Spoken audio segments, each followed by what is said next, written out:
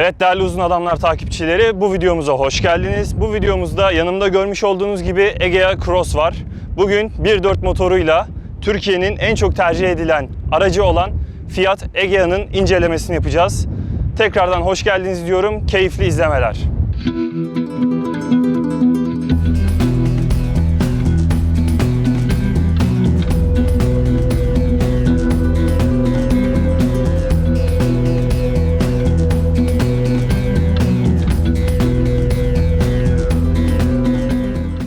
Evet, girişte de bahsetmiştik. Araçlarımızın ikisi de 1.4 motor. Fire adıyla anılan bir motor. Çok fazla tercih ediliyor. Neden? Çünkü hem kullanımı ucuz, hem serviste çok fazla maliyet çıkarmıyor, hem de aracı satın alırken diğer araçlara göre satın alındığı zaman 20-30 bin lira daha ucuzdu. Diğer 1.0 motoruna göre veya dizel motorlarına göre çok daha ucuz kalıyor tabi. İki aracın da 95 beygir, 127 Nm torku var. İki araç da aynı paket, urban paket dediğimiz orta paket olarak geçiyor. 17 inç çok güzel jantlarıyla geliyor. Gun metal, bizim sevdiğimiz tarzda bir jantları var.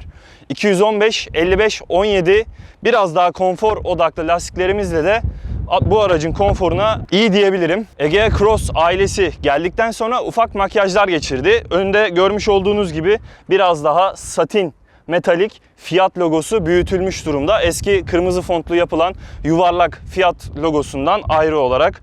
İki aracımızda da LED far bulunuyor. Bizim tekrardan Seat Ibiza'dan örnek vereceğim ama Eco-LED dediğimiz tarzda farlar bulunuyor burada da. Şu anda B segmenti araçların çoğunda bulunduğu gibi farların aydınlatması da bu arada gerçekten çok güzel.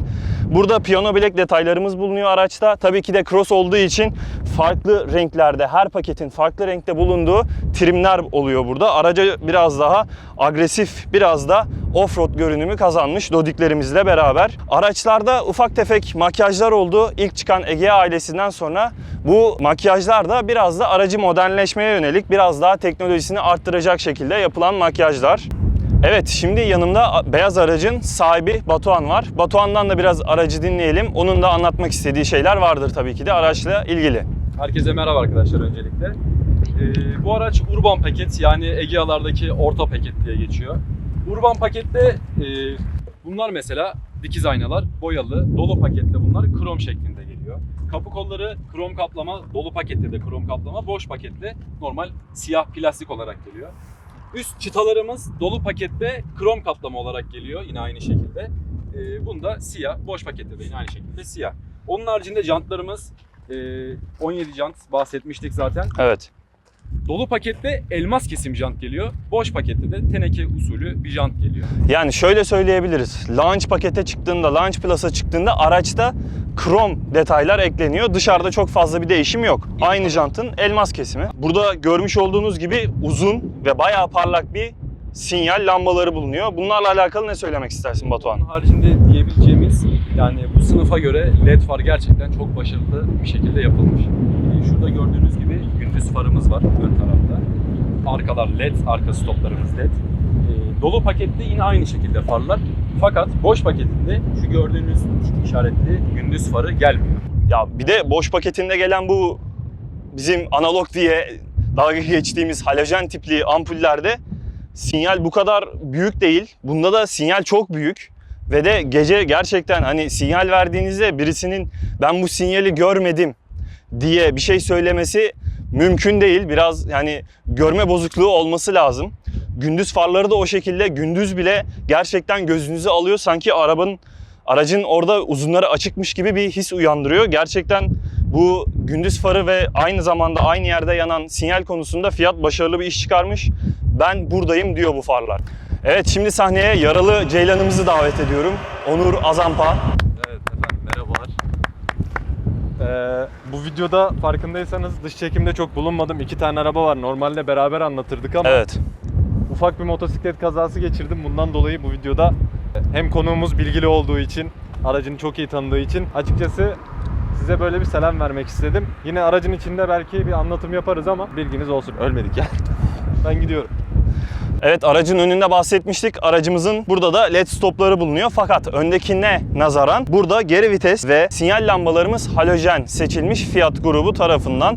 Fakat LED stoplarımız gerçekten güzel duruyor. Yani önceki diğer Egea'lara göre ya da halojenlere göre gerçekten bir farklılık. Biraz da yan tarafları karartılmış, sportif duruyor diyebilirim. Arka tarafta da yine plastiklerimiz ve tekrardan Urban ailesinin renginde olan trimlerimiz mevcut. Asot'a döşemeye de buradan teşekkürlerimizi sunuyoruz sponsorumuz olduğu için. Bir de bagaj hacmine bakalım isterseniz. Bagajı nasıl? 440 litre bir bagajı var.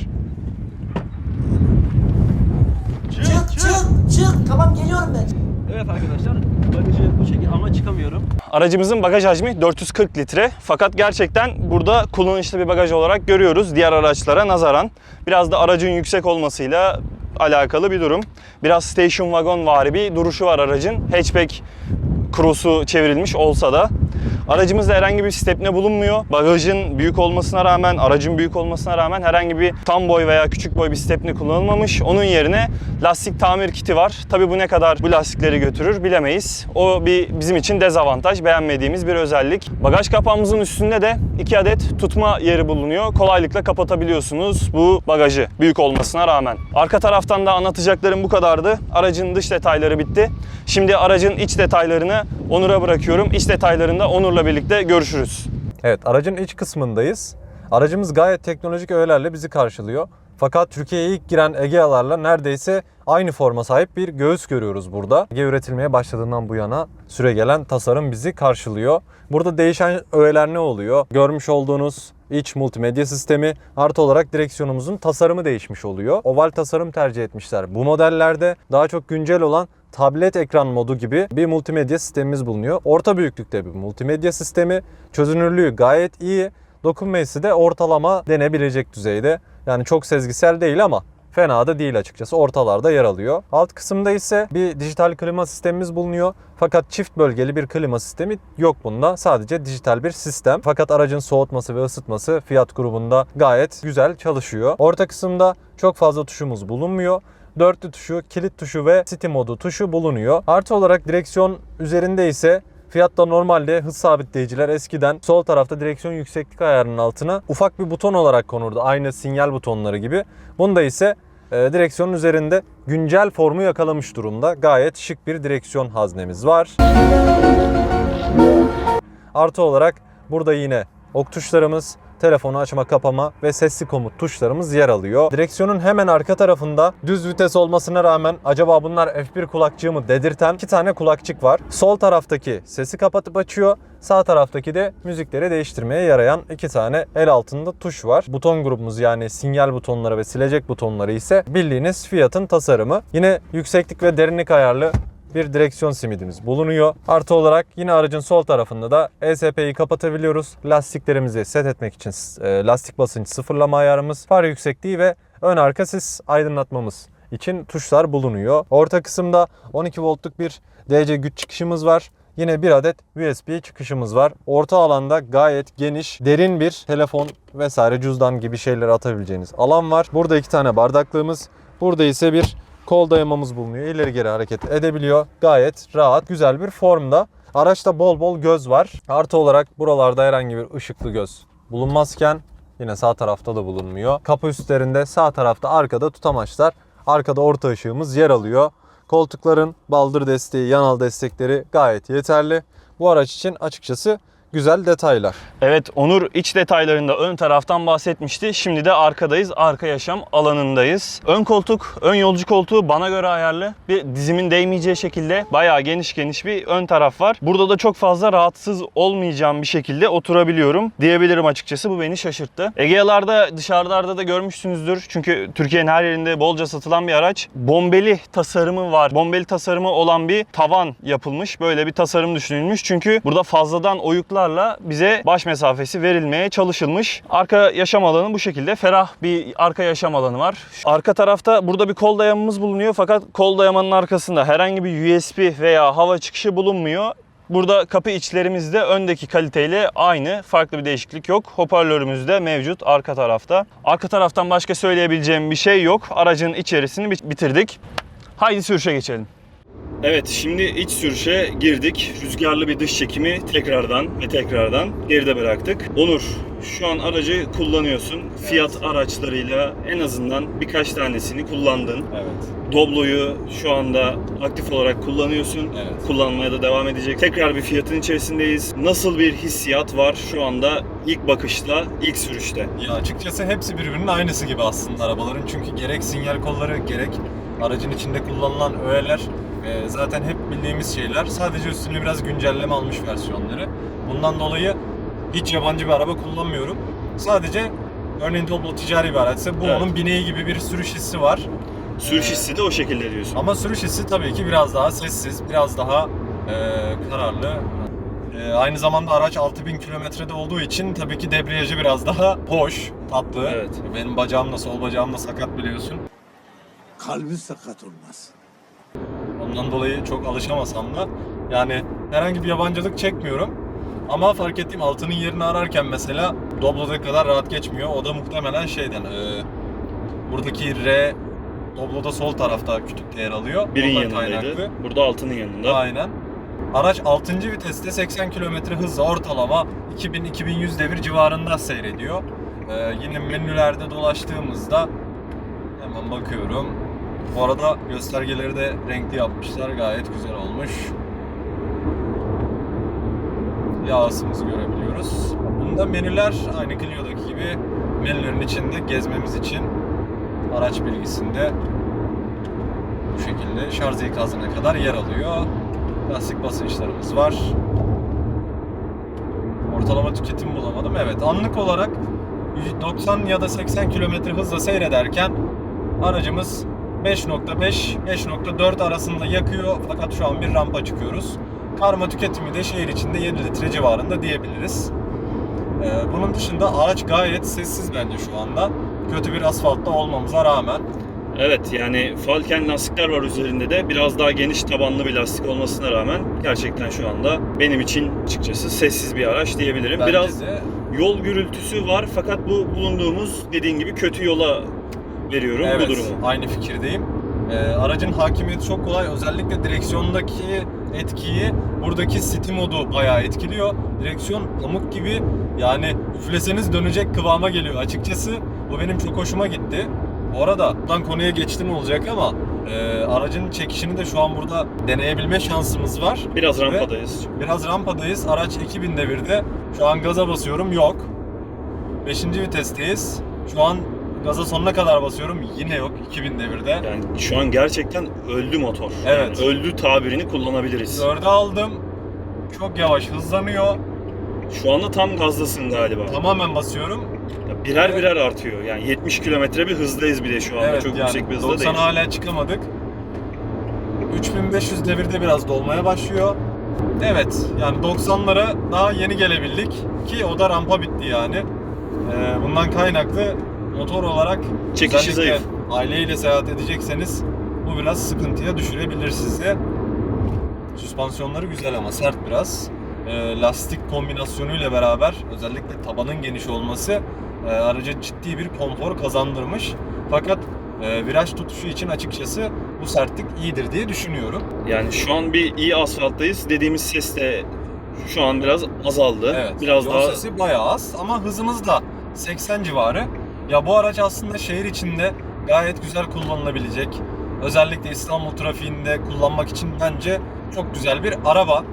Aracın sahibi Batuhan'ı zaten videonun başında aracın dış incelemesinde gördünüz. Evet. Buna hitafen arkadaşımızın kullanımı da şu anda 9.9 litre gibi bir ortalama yer alıyor. yani bu kullanım 9.9 litre biraz fazla gelebilir ama yani neredeyse tamamı şehir içinde ve biraz da agresif bir kullanıma dayalı. Evet. Ya özellikle dış çekimleri vesaire yaptığımız için bundan kaynaklı aracımız biraz karma kullanıldı diyebiliriz. Ama çok uzun bir süredir zaten sıfırlamamış Batuhan. Evet. Ortalamamız 20 kilometre, 2000 kilometre yol yapılmış.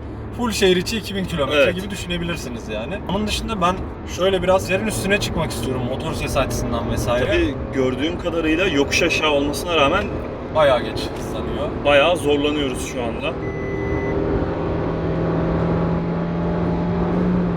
130'a çıkmak bile uzun sürdü. Hala yumuşak tarafta kalıyor. Bu hoşuma gitmedi açıkçası. bana çok güven vermedi bu olay. Çünkü direksiyon City modu kapatmama rağmen yüzün üstündeki hızlarda açıkçası hala yumuşak tarafta kaldı. Biraz araç yüzüyor Evet, gibi yani bir şöyle hali var. direksiyon hareketinden açıkçası çok net tepki almak yüksek hızda iyi değil. Bu beni biraz rahatsız etti kullanıcı tarafında. Biraz önce bir fren yaptın. Evet. Nasıl hissettirdi? Acaba duracak gibi miydi Yok. yoksa? Yani şununla kıyaslıyorum şu an Fiat arabalarıyla ve segmentindeki arabalarla. Baktığım zaman gayet freni güzel ve güven verir hisse sahip. Örneğin Doblo'da tek fren hakkın oluyor. Evet. Yani neden bu? Fren ısındığı için artık çok yukarıda kavramaya başlıyor. Fren tepkisi ortadan kayboluyor. Yani Etki bu oluyor açıkçası. Doblo'da da bunda da aynı şekilde söylemeyi de unuttuk bu arada. Söyleyelim. Ön tarafımız disk, arka tarafımız kampana. Kampana devam ediyor. Bu Egea Cross ailesinde de. Evet. Bu arada arabayı şu an klima paneline gözüm takıldı. Klima açık şekilde deniyoruz. Evet. 2 kişiyiz. Ortalama 100 kilo civarındayız. Kişi başı öyle düşünün. Buna göre kafanızda bir kıyaslama yapabilirsiniz. Hafif aslında. yükte. Hafif yükte diyebiliriz. Aracın vitesleri gerçekten yuvalarına çok güzel oturuyor. 6. vitese de alışmadığım için öyle geçiyormuş. Şimdi arabayı çamur atmayalım. Gayet vitesleri yerli yerinde. Yerini çok kolay bulabiliyorsunuz. Ben sürüş hissiyatını beğendim. Fren hissiyatını beğendim. Eksanesine yazacağım sadece aracın gidişi, ki o da aslında motoruna göre aracın farklı motor seçenekleri de var. Evet. Bundan dolayı eksanesine yazılmayabilir aslında. Fakat bu motorun ben gidişini çok beğenmedim. Aslında 1.0 turbo bundan çok daha iyi gidiyordur muhtemelen.